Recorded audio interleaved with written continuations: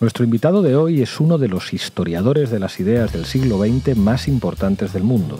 Entre sus temas de investigación destacan el holocausto nazi, el totalitarismo, la cuestión judía en el marxismo, la idea de revolución, así como la relación de los intelectuales con estos procesos históricos. Vamos a intentar aterrizar algunos de estos temas en una conversación política sobre el presente. A vueltas con Enzo Traverso.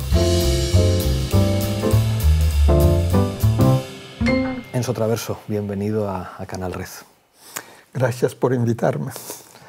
Bueno, eres historiador de las ideas. Decía Pierre Vilar que la labor de un historiador es explicar históricamente el presente. Eso parece una tarea política, explicar el presente. Como historiador de las ideas vinculado al marxismo, quiero empezar así duro, ¿cuál sería la tarea política hoy de los historiadores marxistas? Bueno, yo puedo contestar esa pregunta, pudiera llevarme muy lejos. Yo puedo contestar explicando cómo yo concibo mi propio papel de historiador. Primero, yo tengo un principio que me parece fundamental, es decir, y que me ubica en el marco de la historiografía en una posición bastante marginal. Es decir, la historia no es monopolio de los historiadores. La historia pertenece a todo el mundo. Los historiadores, eso es su oficio, escriben la historia. Pero es un trabajo que se inscribe en un proceso colectivo de elaboración del pasado y de elaboración de una conciencia histórica de las sociedades en las cuales vivimos. Entonces, yo no pertenezco a esta categoría que es, yo creo, la gran mayoría de los historiadores que tienen una muy alta opinión de su trabajo y que se consideran como los guardianos del pasado, que conciben como un patrimonio que está archivado en un museo muy bien organizado y que ellos pueden guardar. Bueno, no es mi concepción de la historia. Entonces, escribir la historia significa elaborar un discurso crítico sobre el pasado. Y un discurso crítico sobre el pasado significa interrogar al pasado, planteando preguntas que surgen del presente. Y entonces escribir la historia significa pensar históricamente el presente. Y esa es, por definición, una tarea política. No creo que exista una historia que no sea política. Cuando me preguntan eso, qué es la política, qué es la dimensión política de la historia, me gusta citar el panfleto muy famoso de Thomas Mann, Betrachtungen eines Unpolitischen, las observaciones de un impolítico, que en realidad era un manifiesto de la revolución conservadora en Alemania al final de la Gran Guerra. Y Thomas Mann se volvió antifascista mucho más tarde. Entonces, los que dicen yo soy apolítico, yo hago un trabajo científico de investigación en los archivos, etc. Bueno, los historiadores no políticos son muchas veces intelectuales que implícitamente aceptan el orden dominante, el orden del mundo, con resignación o con satisfacción, depende. Pero eso no es mi concepción de la historia. Y otra dimensión importante, otra dimensión política importante del trabajo del historiador, yo creo, ser consciente de la relación que existe entre historia y memoria. Muchas veces los historiadores pensaron a su trabajo como un trabajo científico de objetivación, de contextualización, de racionalización del pasado, en contra de la memoria como un acercamiento puramente subjetivo al pasado. Yo creo que las, intersecciones y la relación casi osmótica, ¿no?, simbiótica que existe entre historia y memoria es muy grande. Y en la manera de escribir la historia hay una parte muy grande de memoria. Y si miramos a cómo cambian las interpretaciones del pasado, podemos establecer conexiones muy directas, yo creo, con las grandes orientaciones políticas de una época o con, digamos, una memoria hegemónica en una sociedad en un momento particular. Hay un concepto clave en la historia que has trabajado mucho, que es el concepto de revolución.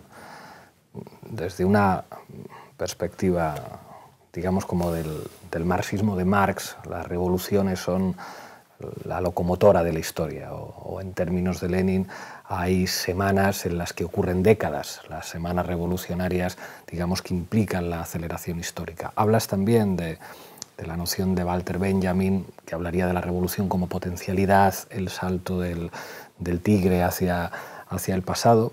Claro, el problema es que el concepto de revolución, que era un concepto político en el siglo XX, que definía políticamente a los actores políticos de la izquierda, somos revolucionarios porque queremos superar el capitalismo, construir otro tipo de sociedad, tenemos una aspiración de transformación histórica, no solamente, digamos, de lucha política. La pregunta es, ¿qué es lo que significa políticamente la palabra revolución en el siglo XXI? Digamos, en un siglo lleno de las incertezas de la caída del muro de Berlín. Cuando existía el muro de Berlín era mucho más fácil pensar las relaciones internacionales, era mucho más fácil pensar las ideologías, las culturas políticas, las tradiciones políticas, tú a quién defiendes o contra quién estás, pero el significado de la palabra revolución en estas décadas posteriores al fin de la caída del muro, en términos políticos, ¿eso qué es? Sí, en términos políticos pasó a través de múltiples metamorfosis.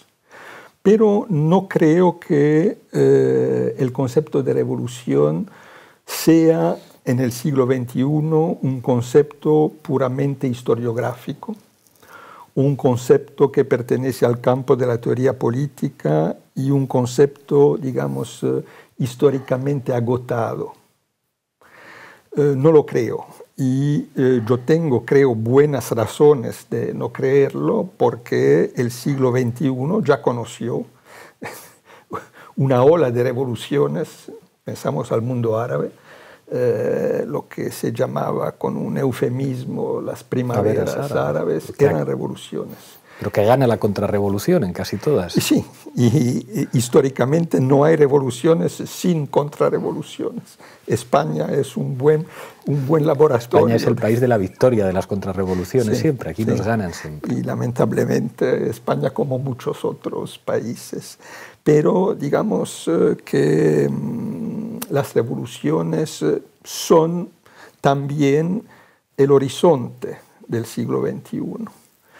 En formas muy distintas con respecto a las revoluciones del pasado. Bueno, el concepto de revolución nació con la Revolución Francesa, porque la palabra existía antes, pero era un concepto astronómico, ¿no? La rotación de los planetas alrededor del Sol. Entonces, en el sentido figurado, una especie de vuelta al punto al principio, ¿no? Una concepción cíclica de la historia, ¿no? es la Revolución Francesa que forja un concepto nuevo de revolución como ruptura radical en la sociedad y en la política. La revolución es una ruptura radical del orden dominante y es la invención del futuro. Es decir, la revolución es, yo digo, un momento casi mágico de la historia, que solamente la combinación de circunstancias particulares que crean constelaciones que se producen periódicamente, pero que son bastante excepcionales. Un momento mágico de la historia en la cual repentinamente el cuerpo social se pone en movimiento, en el cual las capas subalternas, las clases oprimidas, repentinamente toman conciencia de su fuerza y empiezan a actuar por una irrupción en la escena de la historia, empiezan a actuar como un sujeto político y como un actor colectivo. Y eso es un momento en el cual de entusiasmo extraordinario. Es decir, las revoluciones son fábricas de utopías porque abren un nuevo horizonte histórico en el cual todo aparece posible, también lo que no es posible. Las revoluciones son momentos de invención del futuro y de creación de vanguardias estéticas, claro, por ejemplo. Claro. Es decir, son revoluciones emocionales y culturales. Esa es una revolución. Y yo creo que algo así ocurrió también en el siglo XXI. Esa definición que es muy, como decir, sencilla y básica de la revolución, me parece una definición todavía pertinente. Pero históricamente el concepto de revolución es siempre fue al mismo tiempo un concepto analítico, necesario para interpretar una experiencia histórica, y un concepto estratégico. Es decir, hay que pensar la revolución para hacer la revolución. La revolución no es solamente una manera de pensar lo que ocurrió, es una manera de pensar cómo cambiar la sociedad, cómo cambiar el mundo. Y esa conexión entre esas dos dimensiones es lo que distingue el concepto de revolución de muchos otros conceptos de nuestro léxico político, digamos. Eso me parece fundamental. Lo que cambió en el siglo XXI es la búsqueda de un nuevo modelo de revolución que todavía no se logró. Y después de la derrota de las revoluciones del siglo XX, es decir, después del agotamiento de un modelo revolucionario que nació con la Revolución Rusa y que fue codificado por el bolchevismo, un modelo militar de la revolución que concibe la revolución como una toma militar del poder.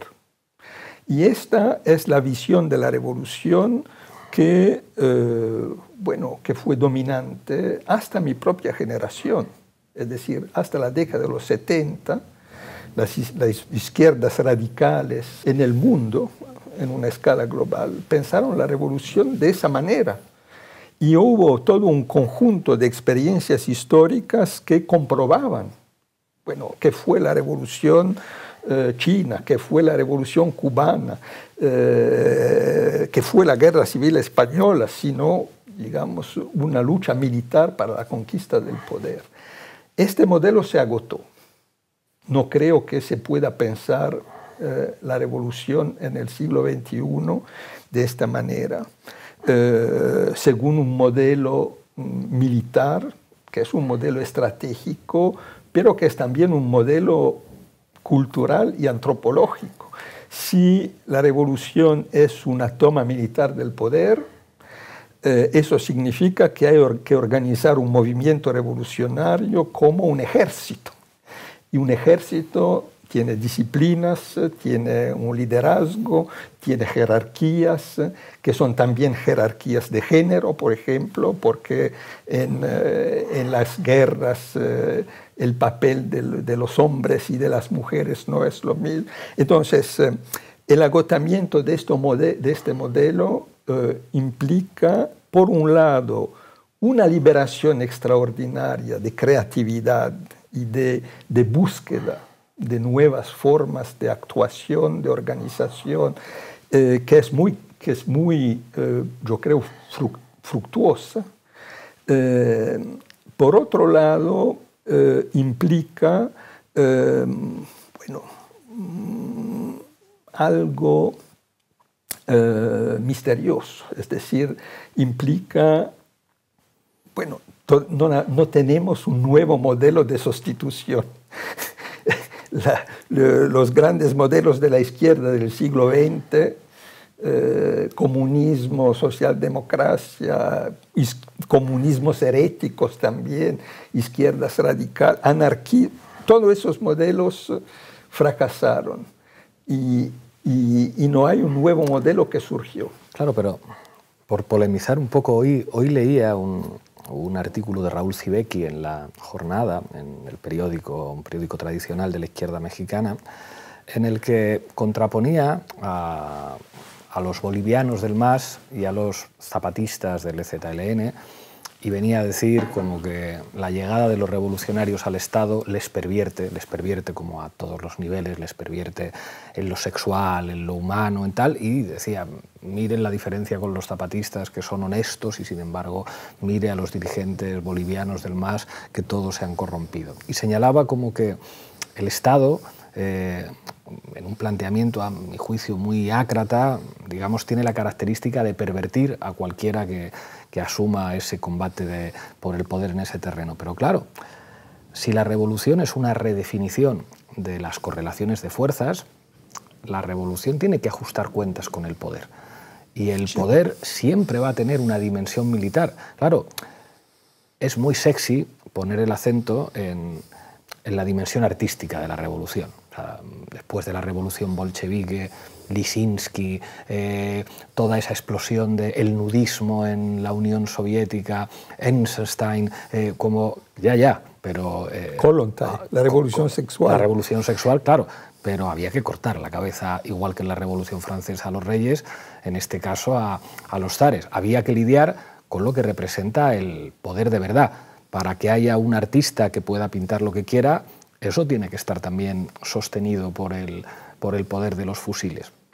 Porque claro, si se produce una deserción de esa dimensión del poder, pues yo creo que eso genera una posición tan confortable a los detentadores del poder. Si los revolucionarios de ahora no están dispuestos a fusilarnos y somos nosotros los únicos que estamos dispuestos a fusilarles a ellos, pues claro, la tranquilidad del establishment es absoluta. O sea, si el nuevo concepto de revolución no implica pues lo que implica la Revolución Francesa, que es como, oiga usted, la democracia nace cuando le cortan la cabeza a un rey. Todo esto los liberales echan las manos a la cabeza y es como, es que si no le cortan la cabeza a un rey, no hay revolución, no hay democracia, no hay tercer Estado.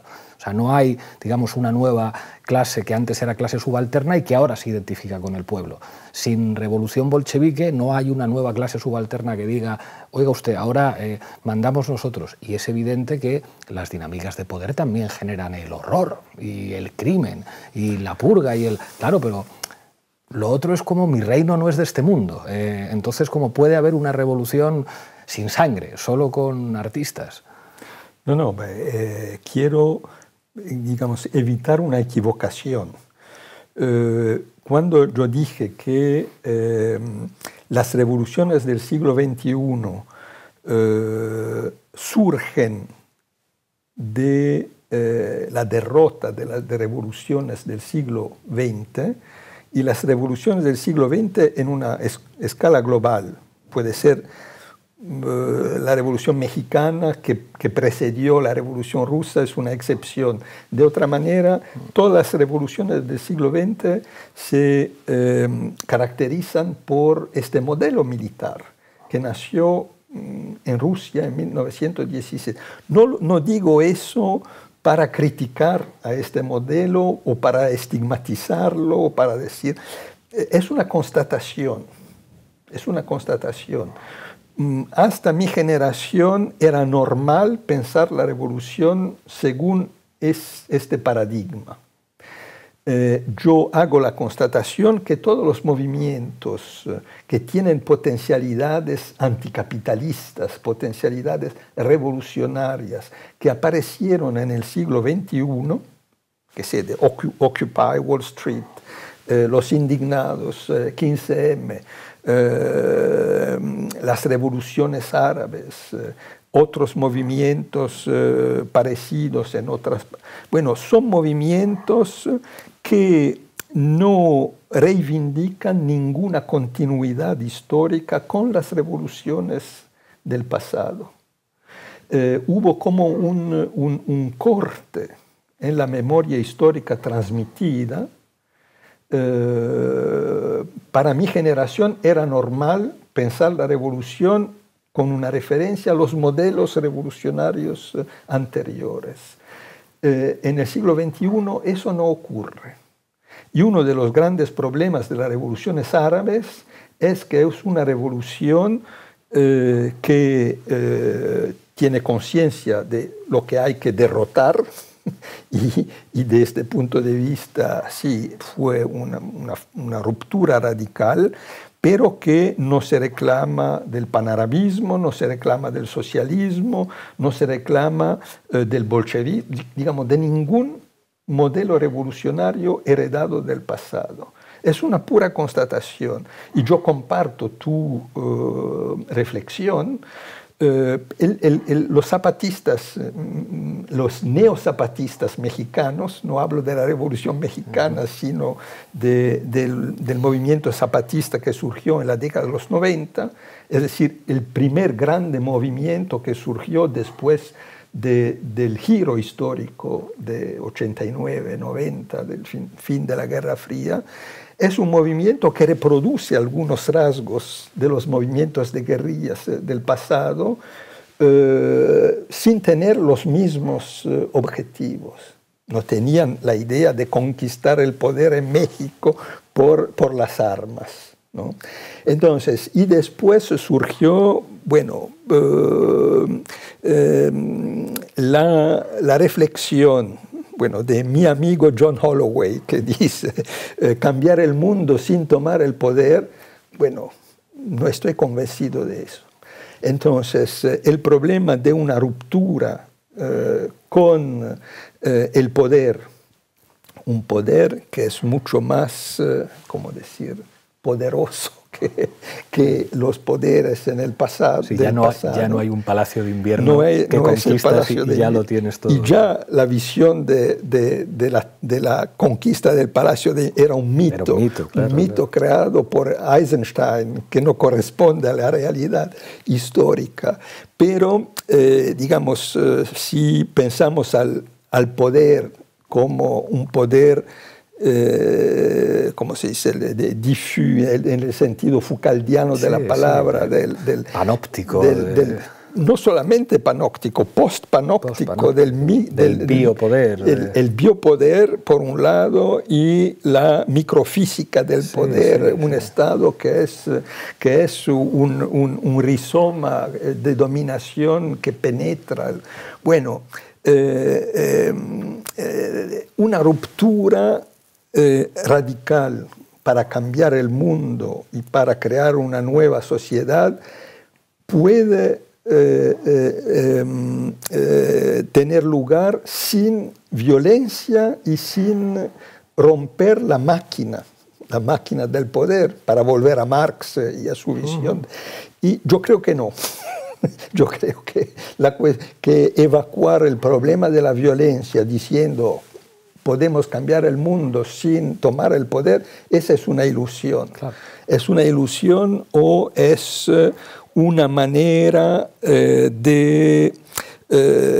¿cómo decir?, de transformar en estrategia nuestras propias debilidades. Claro, hacer virtud de la necesidad, sí, bueno, y decir, claro, como no tenemos soldados, pues haremos política. No soy convencido de eso, pero al mismo tiempo no creo que la respuesta a este problema sea exhumar los modelos del pasado. Total, pero aquí, a ver si logro armar esta pregunta, que tiene que ver con el elemento teleológico de la revolución. Revolución es tal si es como para hacer algo que se inscribiría de alguna manera en una suerte de progreso humano. ¿Por qué? O sea, ¿a dónde quiero llegar?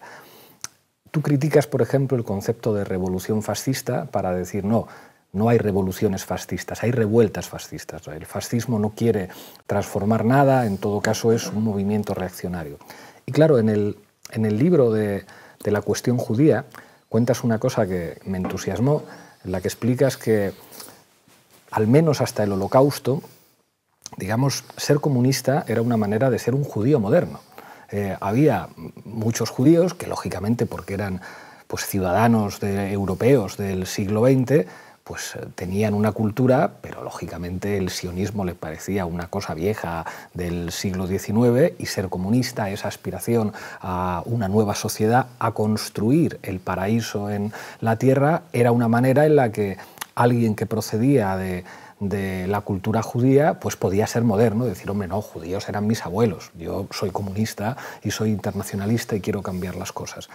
Y claro, eso choca después con la realidad, que hay como una enorme ingenuidad de la izquierda y del marxismo que desprecia el sionismo diciendo, esto es una cosa antigua, ¿cómo se les va a ocurrir a este grupo de ortodoxos pensar que el sionismo pueda ser el motor ideológico de construcción de un Estado? E incluso esa ingenuidad de los marxistas llega al punto de que algunos dicen no, porque en realidad esto no es colonialismo, es una manera de desarrollar las fuerzas productivas de Palestina y el desarrollo del capitalismo en Palestina que traerá la modernidad. Y al final se encuentran con la realidad de que de alguna manera se disocian definitivamente marxismo y judaísmo después del Holocausto y después de la fundación de Israel, y se encuentran con que Israel es un Estado colonial, terrorista, perfectamente viable, muy conectado con los Estados Unidos, en los que hay incluso una sociedad secular que es sionista sin creer en Dios y que incluso se puede permitir decir, no, aquí hay libertades democráticas, hay tolerancia con el mundo LGTBI frente a estos salvajes de piel marrón. ¿Qué quiero decir con esto? Que a veces el marxismo se ha atribuido el futuro como una cosa nuestra. O sea, como si el futuro solamente pudiera ser una cosa mejor, una cosa que encarnaban solamente los proyectos de transformación. Pues hablar de panarabismo es hablar de la manera de los árabes de ser marxistas. Hablar de anticolonialismo, pues claro, como leíamos a Fanon, y todo digamos que iba como en una dirección de avance. Y lo que no sea un avance no es una revolución y no va a estar acompañado de los desarrollos tecnológicos del pensamiento.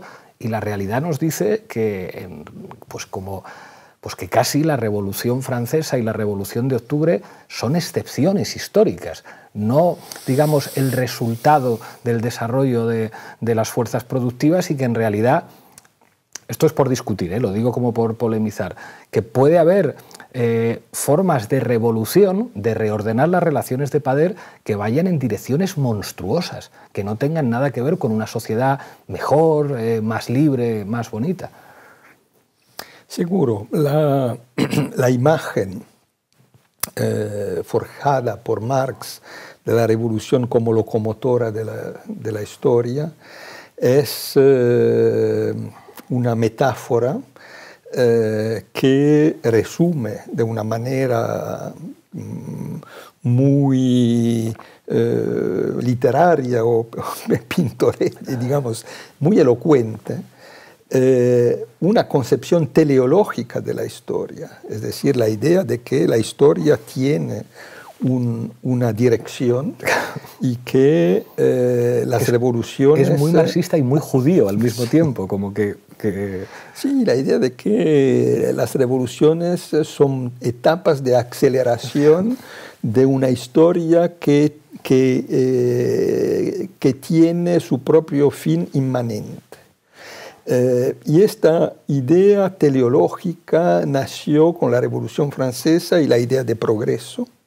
Es una herencia de la Ilustración, de cierta manera, y fue fortalecida después de la Revolución Rusa por un marxismo que planteaba la idea de socialismo como el producto ineluctable de la marcha de la historia.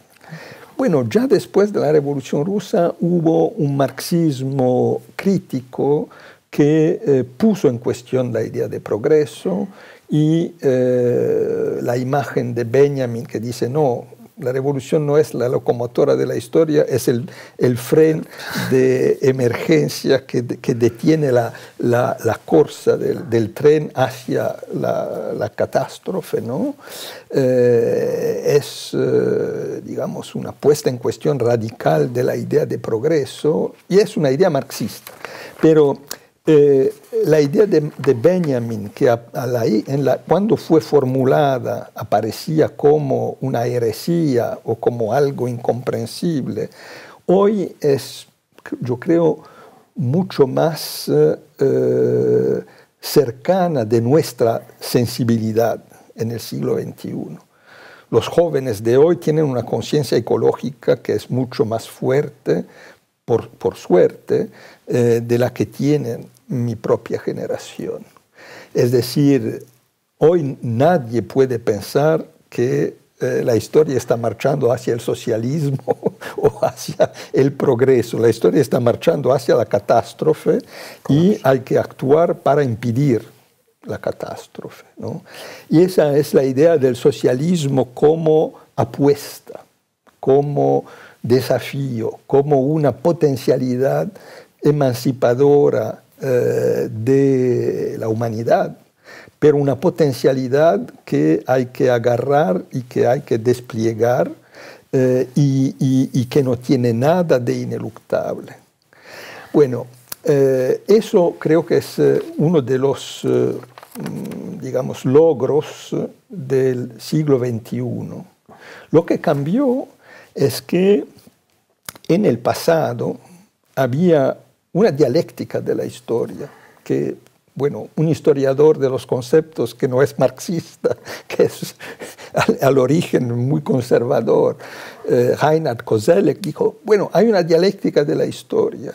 Es la relación simbiótica entre el pasado como un campo de experiencia y el futuro como horizonte de espera. Y el presente es el momento en el cual pasado y futuro se conectan. Bueno, esa dialéctica de la historia fue dominante en toda la modernidad, en el siglo XIX, en el siglo XX.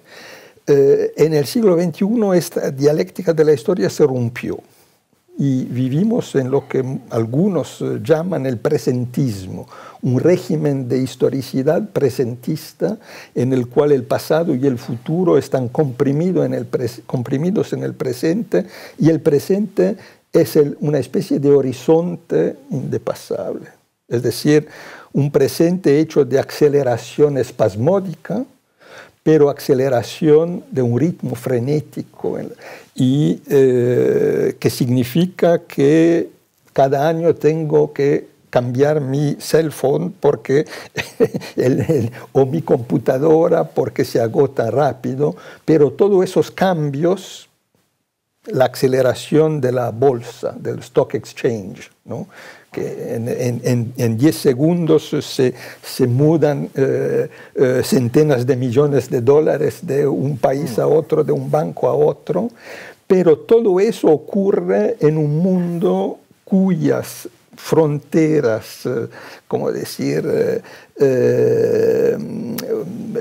socioeconómicas son inmutables.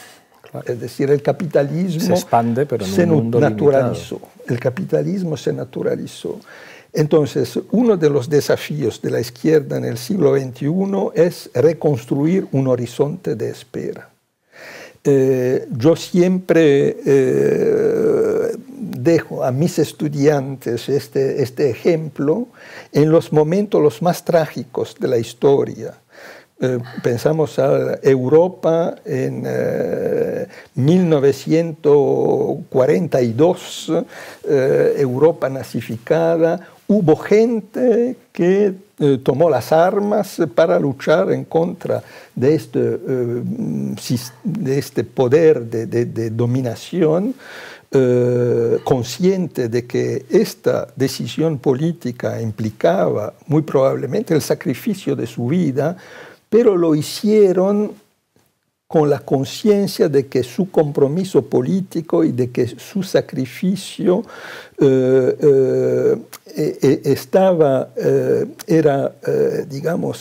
se inscribía en un movimiento que trascendía los destinos individuales, porque había un horizonte. Había un horizonte que se llamaba comunismo, que se llamaba socialismo, que era la idea de un otro mundo posible. Hoy no hay un horizonte, y esto explica también, yo creo, el carácter efímero de muchos movimientos muy radicales que son especies de irrupción que se agota temprano y que no logra sedimentar organizaciones, estructuras.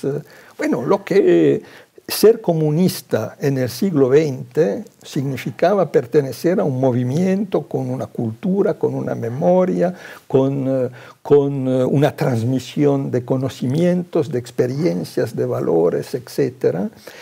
Y todo eso no existe más, ¿no? Entonces hay que romper esta jaula de hierro del presentismo y definir un nuevo horizonte.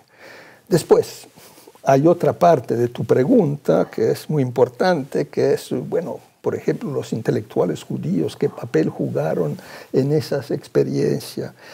En algunos de mis libros yo hago una distinción, yo digo, la historia del mundo judío en la modernidad, bueno, tiene etapas y rupturas que son, por supuesto, la emancipación entre el fin del siglo XVIII y la primera mitad del siglo XIX y después el Holocausto, ¿no?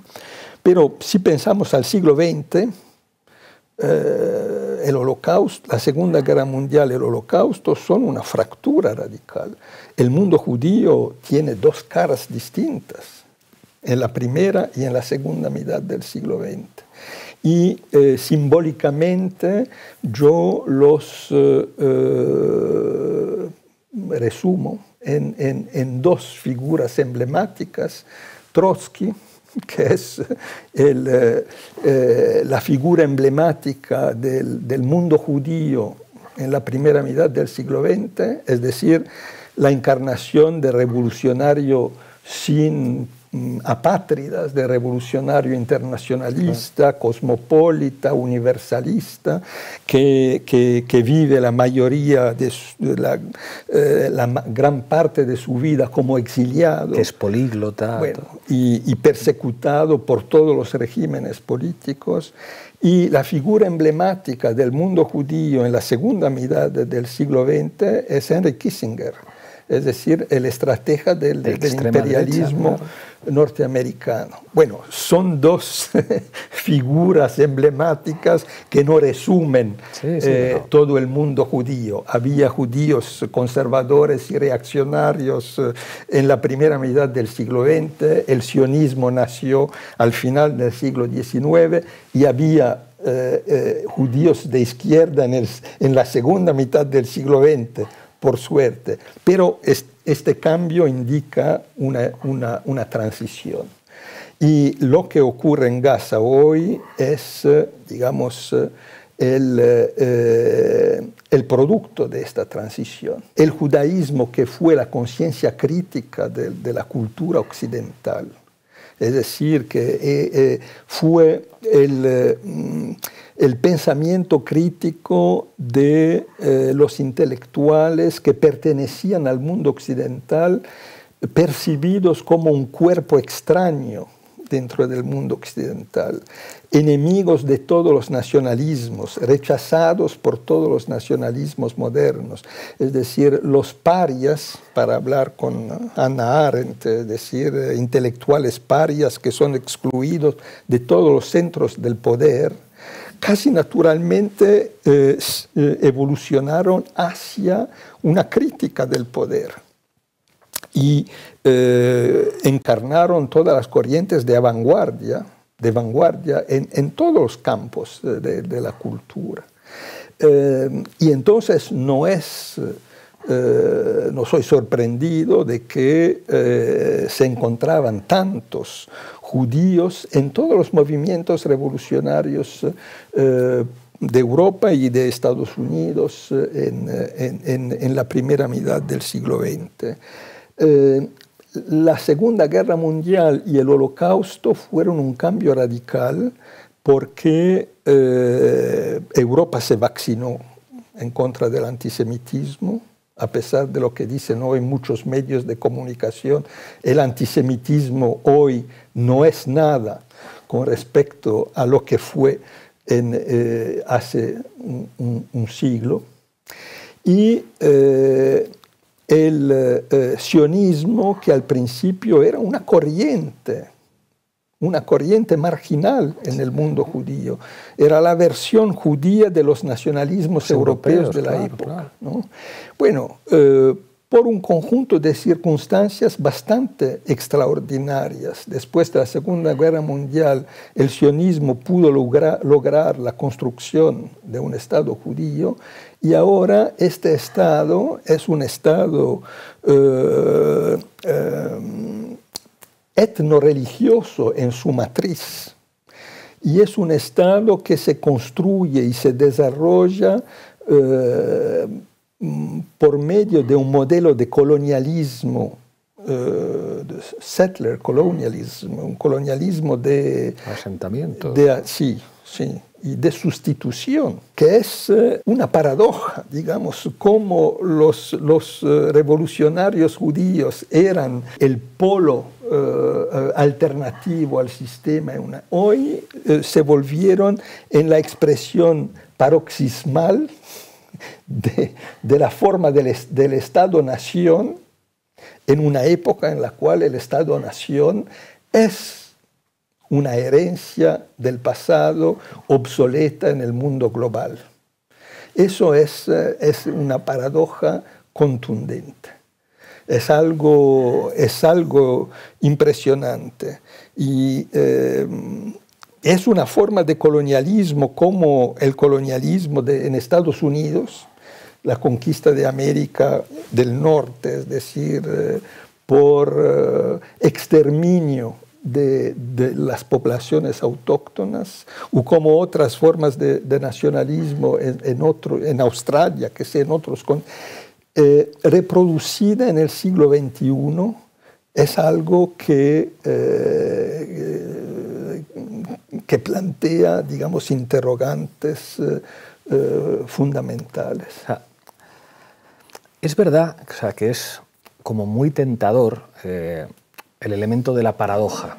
Algunos de los descendientes de los crímenes del Holocausto estarían aplicando una suerte de holocausto y estarían aplicando un genocidio, en este caso a los palestinos. Pero claro, el sionismo es un relato con un ejército y un Estado. Pero en realidad cualquier proyecto político, cualquiera, es un relato que para desarrollarse necesita un Estado y un ejército. Y a pesar del desarrollo del capitalismo global y de los espacios postnacionales de soberanía, al final cualquiera que quiera llevar a cabo su proyecto político necesita Estado, ejército y empresas, que en última instancia dependen del Estado. ¿Por qué digo esto?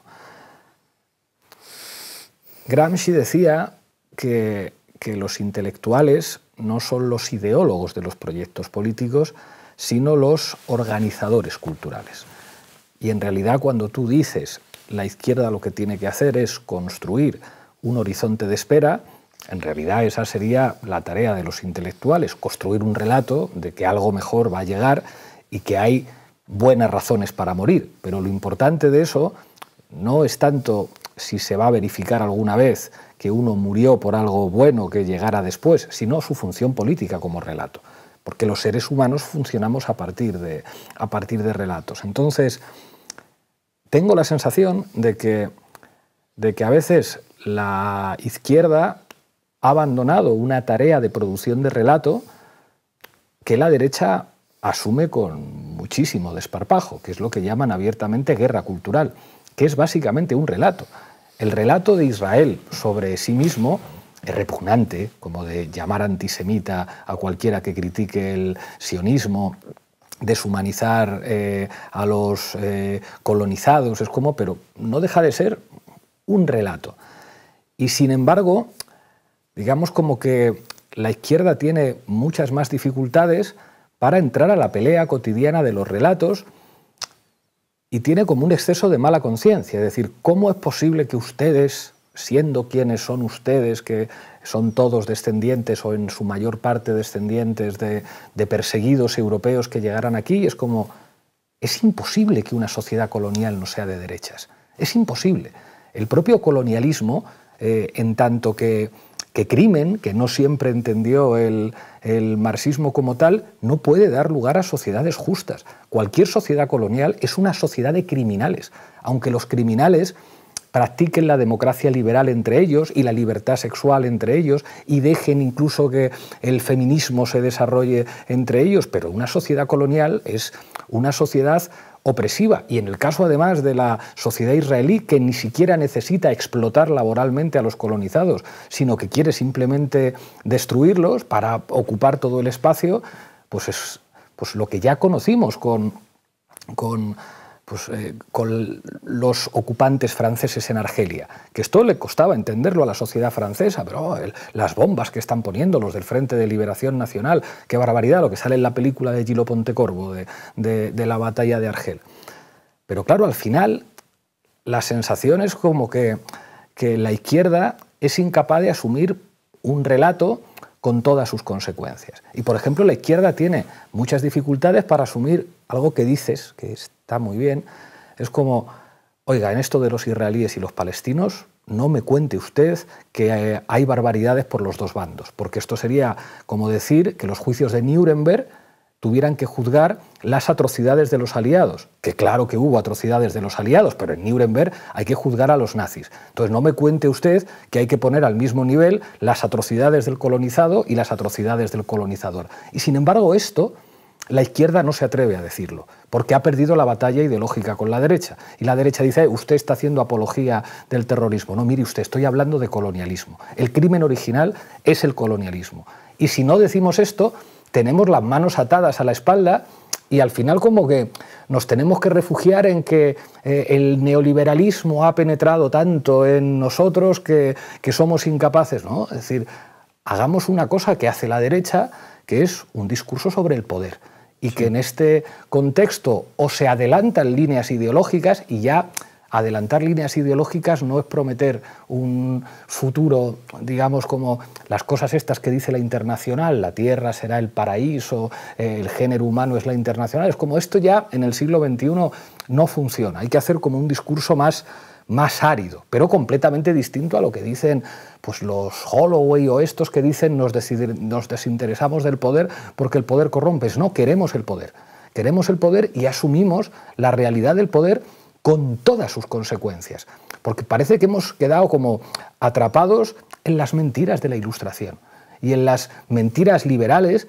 que no son, o sea, cuando funciona la democracia liberal es porque es una inestable correlación de fuerzas. ¿Hubieran podido funcionar las democracias del oeste de Europa sin la amenaza de los regímenes horribles, porque eran horribles, del socialismo real?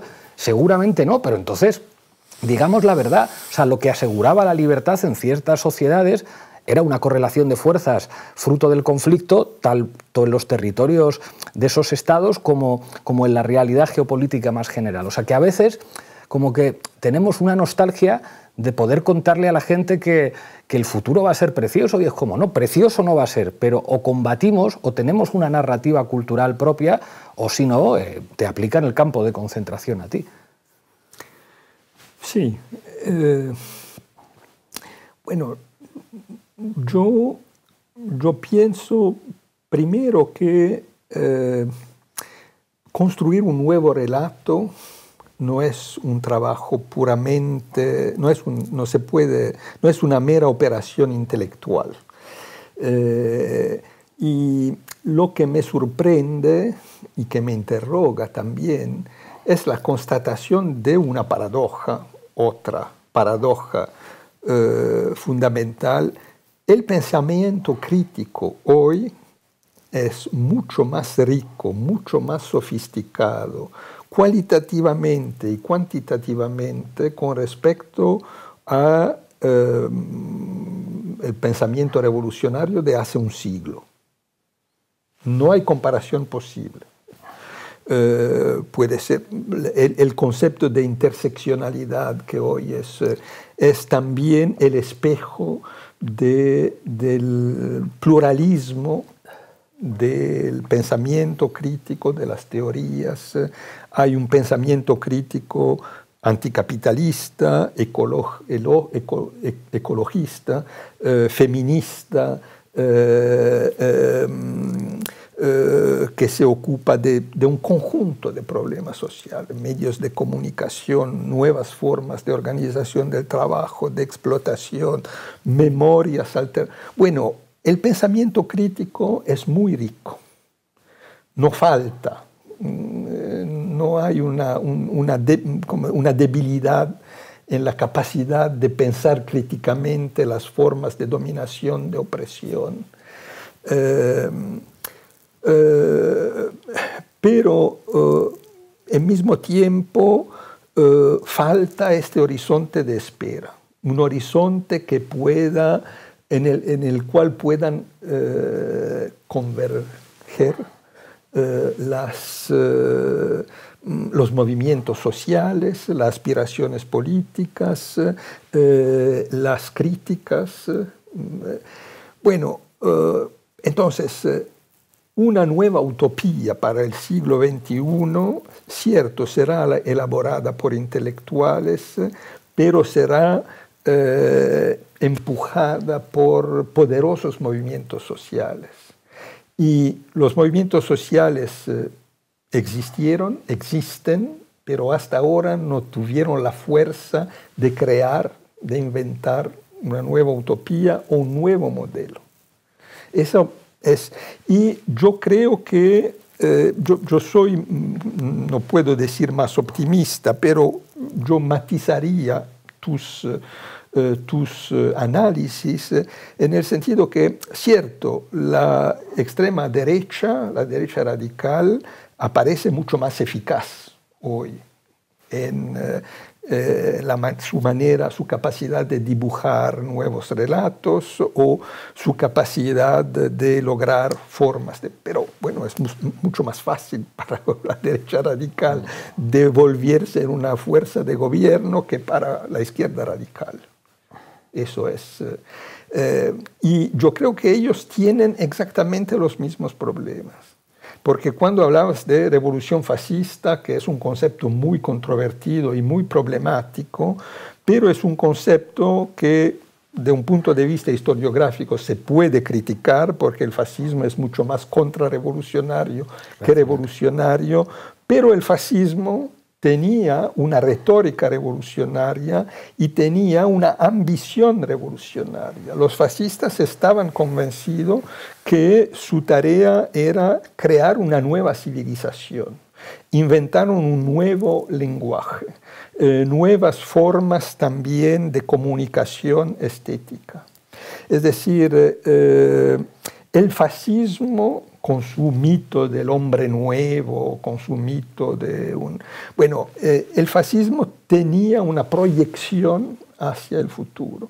Las nuevas derechas radicales son muy conservadoras, son radicalmente conservadoras.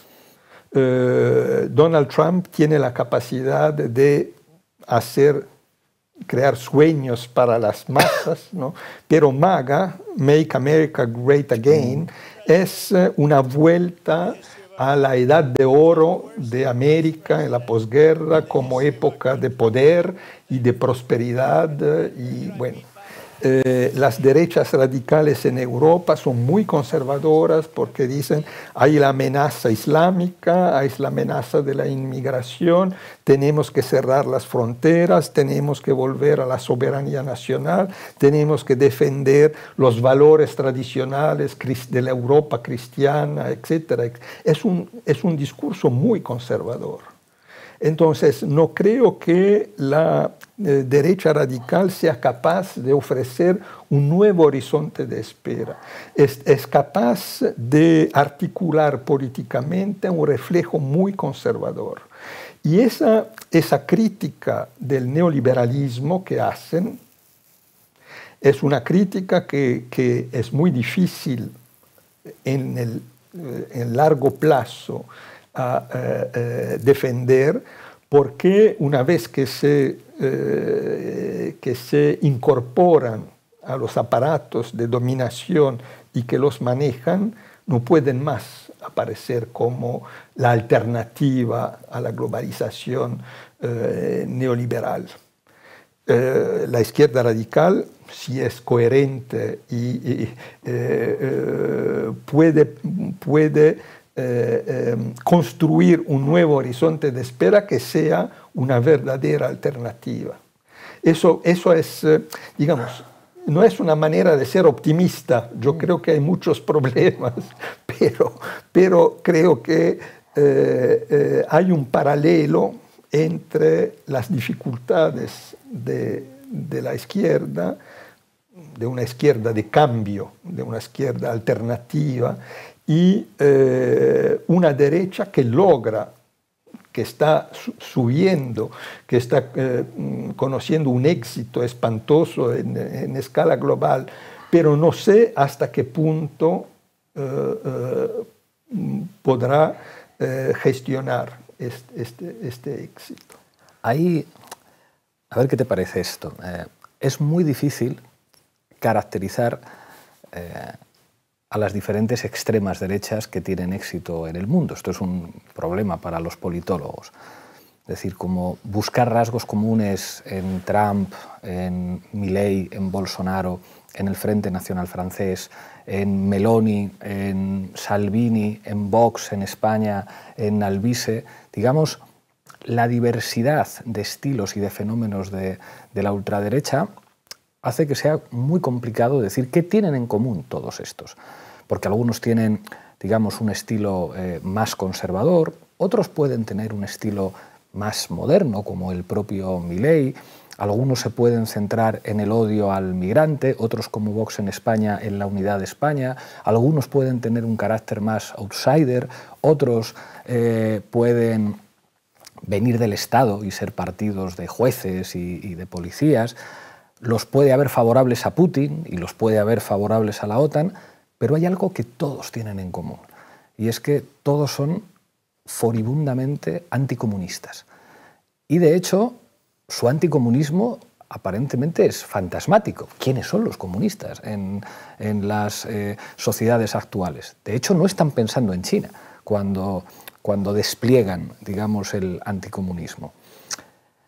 Entonces yo creo que ahí ya están dando la respuesta. Es decir, es como, si lo que construye el discurso de todos ustedes, a pesar de su diferencia, es la pelea contra un viejo fantasma que no existe, es como reivindiquemos el fantasma. Pero ojo, yo creo que la clave del fantasma, la clave del comunismo como manera de hacer política, no es tanto la generación de un horizonte utópico, porque eso lo comparten muchas tradiciones del movimiento obrero, pero la particularidad de los comunistas, lo que les diferencia de todo el resto de tradiciones del socialismo y del anarquismo, y eso es lo que les hace tan odiosos para los reaccionarios, para los fascistas y para la derecha, tiene que ver con su obsesión por el poder, su obsesión por decir nosotros sí les vamos a hacer la guerra a ustedes. O sea, lo que explica el anticomunismo en la Guerra Civil Española, que es la excusa de todos, es la excusa del golpe fascista, es la excusa del golpe de Casado, es la excusa de los anarquistas y de los trotskistas, es la excusa de la no intervención. Eso se repite continuamente. En Chile la excusa del golpe es que Allende lo controlaba el Partido Comunista, a pesar de que el Partido Comunista estaba a la derecha de Altamirano y de los socialistas chilenos. Entonces hay un temor entre todas las ultraderechas a que se le ponga enfrente algo que no es un partido concreto, que es un estilo, es como lo que hace que odien a la figura de Lenin, y es como, hostia, es que este nos quitó el cortijo. O sea, es que lo que diferencia esta tradición del resto de tradiciones es que estos también quieren tener policías, es que estos sí que le dan importancia al ejército, es que estos sí que asumen ir a la pelea cultural frente a lo que es, por desgracia, hegemónico en la izquierda, que es el malmenorismo. O sea, ese lugar extraño en el que se juntan el anarquista y el socialdemócrata es en el cualquier cosa es mejor a que lleguen estos, entonces retrasemos las líneas. El anarquista dice, no, el Estado corrompe, entonces yo voy a hacer política construyendo nuevas relaciones micropolíticas en otro ámbito. El socialdemócrata dice, no, trabajemos el centro, hagamos una amplia alianza y gritemos que viene el lobo, que es Kamala Harris. La respuesta de Kamala Harris a cuando Trump la llama comunista, que la llama comunista, y saca una imagen de Kamala Harris con banderas rojas, con la hoz y el martillo, y la campaña de Kamala Harris, es decir, es como, con respecto a Palestina, no soy tan mala como Trump. Con respecto a la clase obrera estadounidense, no soy tan mala como Trump. No dice nada en términos ideológicos. O sea, los demócratas estadounidenses no son ni siquiera lo suficientemente cínicos como para proponer algo que diga nosotros ideológicamente vamos a por ello. Simplemente dicen, no estamos tan locos, no somos tan malos. Y ahí yo creo que es donde está uno de los problemas de la izquierda, de no asumir como lo que en realidad teme el adversario siempre. O sea, es como la pesadilla de todos los fascistas, todos los reaccionarios, toda la nueva derecha, es la hoz y el martillo, que seguramente en el siglo XXI será otra cosa distinta y con otros colores, sí, y demás, pero algo de eso hay. Sí, yo hablo de postfascismo para, digamos, reunir en una categoría esta constelación muy heterogénea de derechas radicales, y yo hago una distinción entre el postfascismo del siglo XXI y el fascismo clásico. Y yo creo que una de las diferencias que se destacan es precisamente la relación con el comunismo. Bueno, yo estoy de acuerdo contigo de que el anticomunismo es uno de los pilares identitarios, políticos, ideológicos del fascismo, eso es cierto, y el anticomunismo es un background epistémico, digamos, de las nuevas derechas radicales. Un episteme en el sentido foucauldiano, es decir, es algo compartido por todos, pero oculto, subterráneo, algo que pertenece a su ADN. Es casi psicoanalítico. Sí, o sea, sí, esto es cierto, pero este anticomunismo no aparece, o aparece de una manera bastante marginal en el discurso político de las extremas derechas.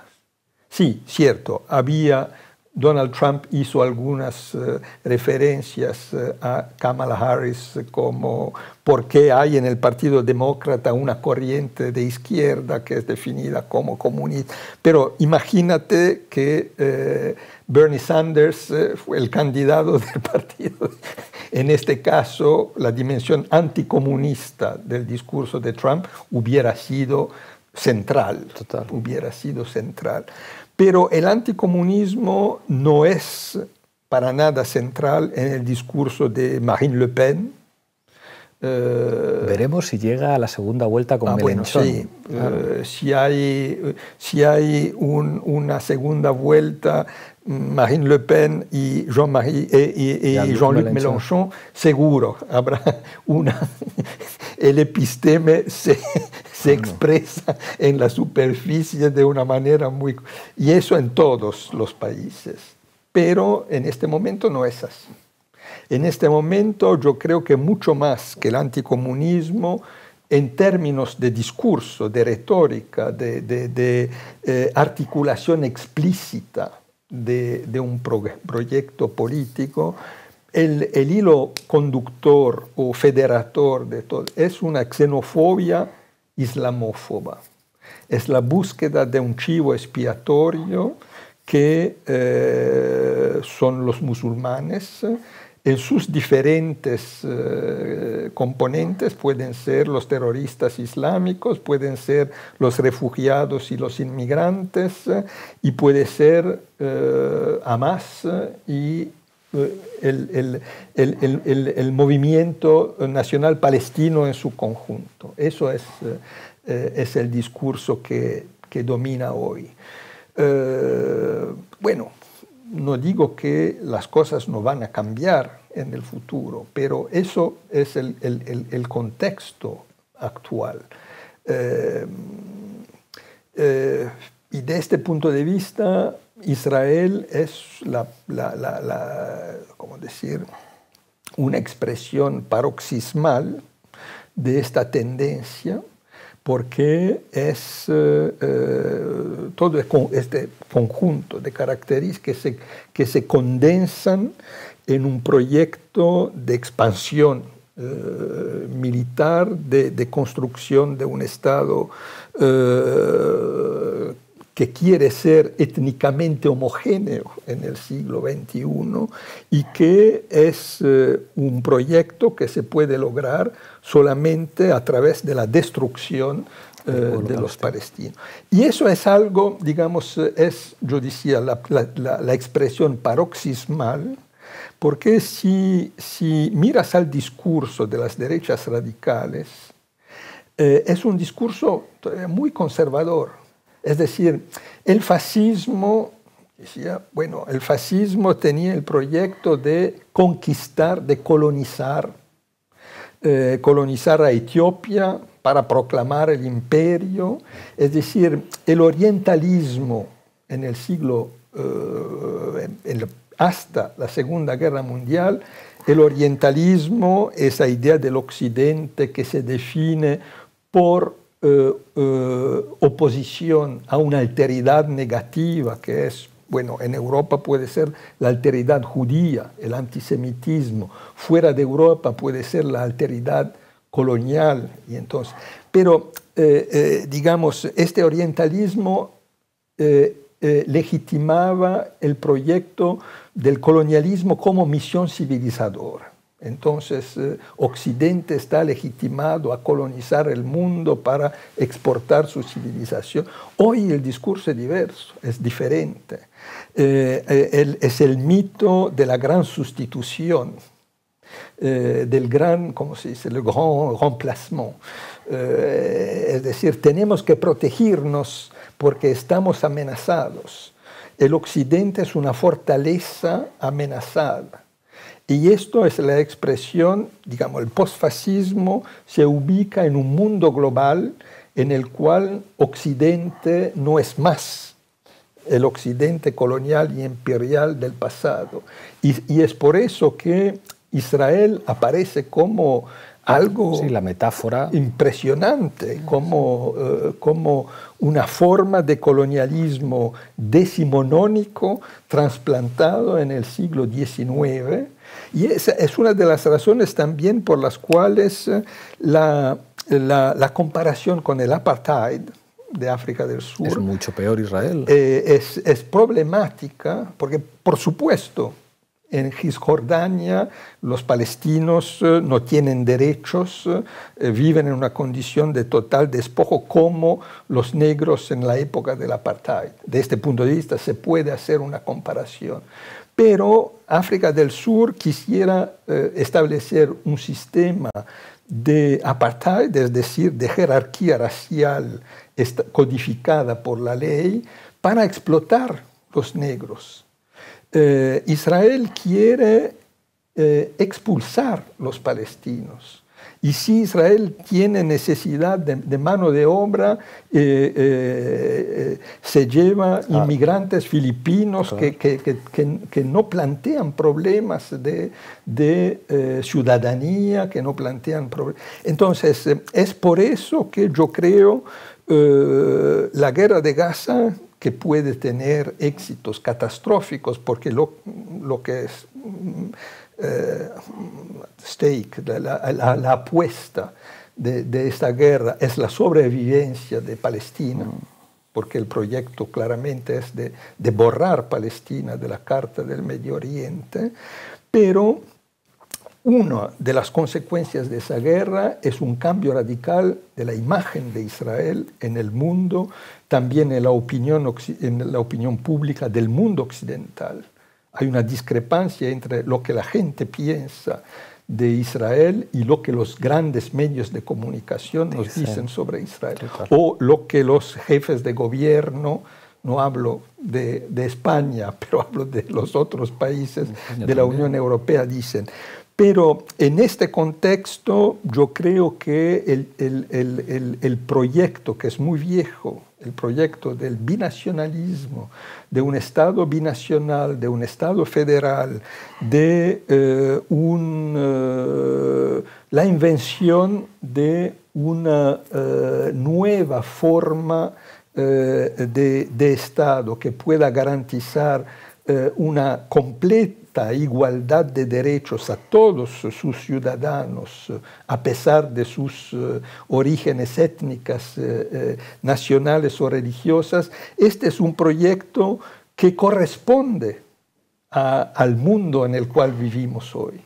Y entonces yo pienso que inevitablemente este proyecto, que es imposible actuar en este momento, es un proyecto que se queda y que va a ser discutido en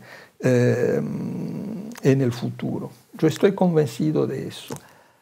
Lo vamos a tener que dejar acá porque llevamos mucho tiempo. Me gustaría darle vueltas a esto porque es verdad que ya se ha demostrado inviable el proyecto de los dos estados, y aunque el Estado binacional o plurinacional sería la propuesta de izquierdas lógica, la impresión que yo tengo es que si el proyecto de Israel pasa por la destrucción de los palestinos, es muy difícil que la sobrevivencia de los palestinos no pase por la destrucción de Israel. Y eso es terrible, seguramente, pero no sé si queda espacio, digamos, para la vía que nos gustaría a todos los de izquierdas.